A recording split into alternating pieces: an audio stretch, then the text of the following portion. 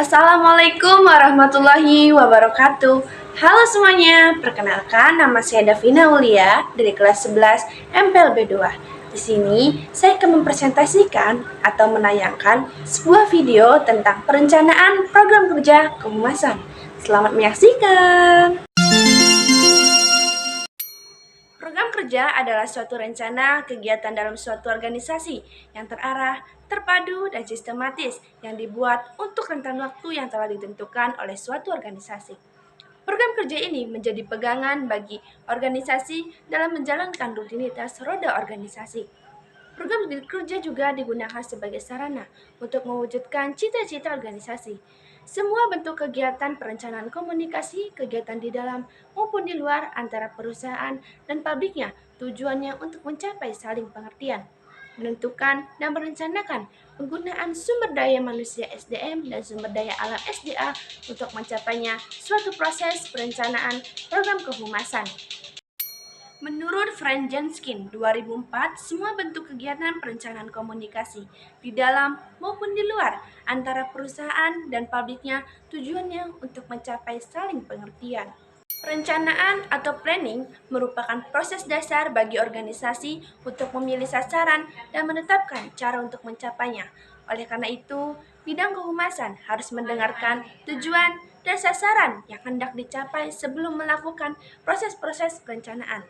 Ada beberapa alasan perencanaan kehumasan begitu penting, yaitu satu, untuk mengantisipasi perubahan lingkungan, teknologi, politik, hukum, dan ekonomi.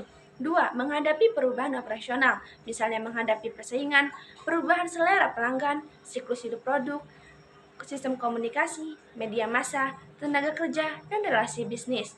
Tiga, menciptakan tujuan objektif, tujuan, dan target yang ingin dicapai. Proses perencanaan program kerja menurut Scott M. Catlett dan Alan H. Center menyatakan bahwa proses perencanaan program kerja harus melalui proses 4 tahapan atau langkah-langkah pokok yang menjadi landasan acuan untuk pelaksanaan program kerja kehumasan sebagai berikut. 1. Penelitian dan mendengarkan atau research and listening. Pada tahap ini akan ditetapkan suatu fakta dan informasi yang berkaitan langsung dengan kepentingan organisasi. 2. Perencanaan dan mengambil keputusan atau planning and decision. Tahap ini merupakan kelanjutan dari tahap fact finding.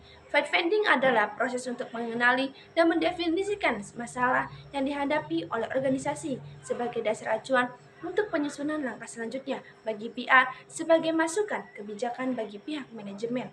Atas dasar hasil penelitian, seorang petugas Husmas merencanakan bagaimana sebaiknya dengan memperhatikan faktor-faktor psikologis, sosiologis, keadaan sosial, ekonomi, politik, pesan dari komunikator dirumuskan agar dapat mencapai tujuannya. 3. Komunikasi dan pelaksanaan atau communication dan action. Tahap komunikasi tidak terlepas dari perencanaan tentang bagaimana mengomunikasikan dan apa yang dikomunikasikan, sehingga menimbulkan kesan-kesan yang secara efektif mempengaruhi pihak-pihak yang dianggap penting dan berpotensi dalam memberikan dukungan sepenuhnya. 4. Evaluasi atau evaluation. Setelah komunikasi dilaksanakan, organisasi tentunya mengetahui dampak atau pengaruhnya terhadap publik atau halayaknya.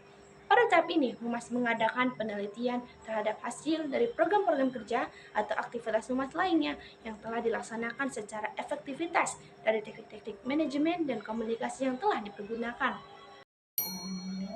Manfaat perencanaan program kerja kehumasan dibagi menjadi dua, yaitu internal dan eksternal. Internal, untuk membantu pihak manajemen agar mampu beradaptasi terhadap lingkungan yang sering berubah-ubah. Sedangkan eksternal mengefektifkan efisiensi koordinasi antar departemen kepada pihak yang terkait. Model-model perencanaan program kerja Humas. 1. Menilai situasi. Analisis situasi merupakan kumpulan lengkap atas segala yang diketahui mengenai situasi, sejarah, kekuatan yang mempengaruhi, dan pihak-pihak yang terlibat atau terkena pengaruhnya, baik internal maupun eksternal. 2. Mendefinisikan secara objektif. Survei untuk mengungkapkan pendapat, sikap masyarakat, atau citra organisasi di mata halayaknya. Pemantauan berita di media massa, tinjauan terhadap angka dan grafik penjualan. 3. Definisi pabrik. Perencanaan public relation menargetkan dua jenis pabrik, yaitu pabrik primer dan pabrik sekunder. Pabrik primer berhubungan dengan usia, gender, ras, lokasi, pendidikan, pendapatan, profesi, agama, preferensi konsumen, gaya hidup, dan perilaku konsumsi produk. Sedangkan pabrik sekunder berkaitan dengan pabrik lain, yaitu bisa jadi penting atau bisa diabaikan karena keterbatasan sumber daya. 4. Memilih teknik dan bahan. Pemilihan metode penyampaian pesan dari komunikasi pada audiens memegang peran penting dalam menentukan dampak dan efektivitas. 5. Anggaran. Berikut ini penyusunan anggaran. 1. Mengetahui kebutuhan dana program atau kegiatan. 2. Setelah diketahui kegiatan apa saja yang dilaksanakan, anggaran dapat menjadi pedoman atau daftar kerja. 3. Manajer dapat menilai program kerja yang sesuai dengan perusahaan, evaluasi manajemen. 4. Prioritas, kegiatan dan batasan anggaran. Menyusun 6. Menyusun laporan. 1. Berdasarkan tingkat liputan. 2. Berdasarkan data statistik peringkat dan jumlah khalayak. 3. Evaluasi berdasarkan sumber. 4. Pengumpulan pendapatan. 5. Evaluasi berdasarkan umpan balik statistik langsung. 6. Umpan balik media. Sedangkan 7. Pengukuran peningkatan pemahaman.